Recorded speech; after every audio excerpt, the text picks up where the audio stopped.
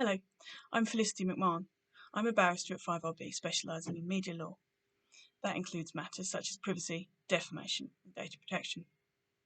In my day-to-day practice, I most often deal with the living, but more and more I'm seeing issues relating to deceased individuals, mostly because of our increased and increasing digital presence, whether that's our social media lives or the way that we store our family memories and photographs, whether that's in an iCloud or other online storage device. In particular, I acted recently for a widow who was seeking to obtain access to the iCloud of her recently deceased husband, where all the family photos were stored. Apple required a court order to do this, but it was not necessarily obvious how one went about obtaining such a court order, there being no straightforward route prescribed in English law. We were in the end able to obtain that court order, and my client did get her family photos. But this was not something that it was obvious how to do, and this is not a situation which is unique. Other individuals will be facing the very same issues, whether with Apple or with other companies. The law has traditionally, and still does, deal mostly with the living, in particular when it comes to matters such as privacy, which are traditionally thought of as something which dies with the individual. This has led to private actors taking centre stage when it comes to the rights of privacy of the deceased.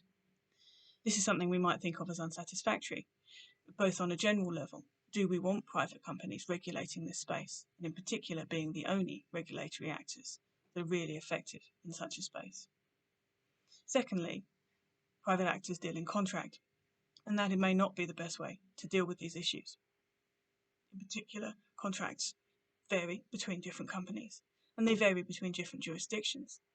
Not only do they vary, but they may not be very well aligned with the legal system in which you are acting as an individual. More conceptually, how do we conceptualise these issues? How do we conceptualise privacy for the dead? Is this really privacy as we think of it, as we do for the living, or is it more a broader concept of dignity, something more recognised in civil legal systems than in common law legal systems? How much, for example, in the case I was dealing with, is it a property issue? If you were dealing with real, tangible photographs, the answer might be straightforward. When you are dealing with digital photographs, or what one might term digital assets, it isn't. There's also the intrusion aspect. This is something English law does deal with. Privacy law has long recognised the intrusion aspect in privacy that may still be valuable and may still require protection, even when some private information has reached the public domain. Injunctions have been granted where the private information protected has been in the public domain to some extent, but there is still a benefit in granting that injunction and protecting that privacy in order to prevent intrusion for the individuals. How do we apply that to the deceased? I think we instinctively feel that one can intrude into the privacy of the dead. Take, for example, post-mortem photographs, or perhaps intimate medical records. But how is that to be applied in the legal arena? Perhaps we should consider the broader concept of Article 8.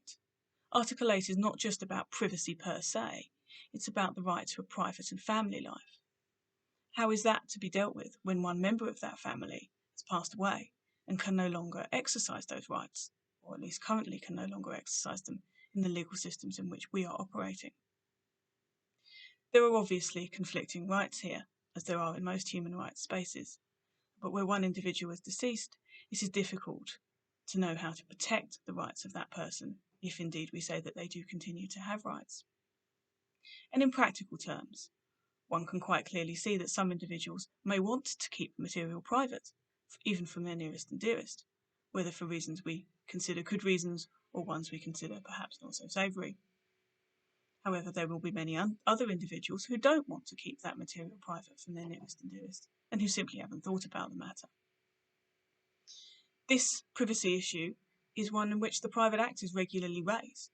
They have contracted with an individual to keep the material which they send to them or store with them private, and that's private as against everyone, even their most close family members.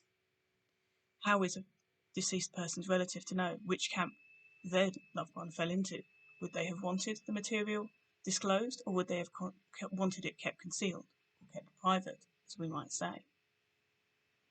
It's not an easy question to answer. In my view, the law here does need reform, and it needs some thinking. It's not just a procedural issue. The issues go deeper. How do we conceptualise this privacy right, if it is one, and how do we deal with it? These issues are going to arise more and more. The issues my clients have dealt with and others are not going to go away. We are increasingly living our lives online, and it will have to be a solution to how matters are dealt with after we die.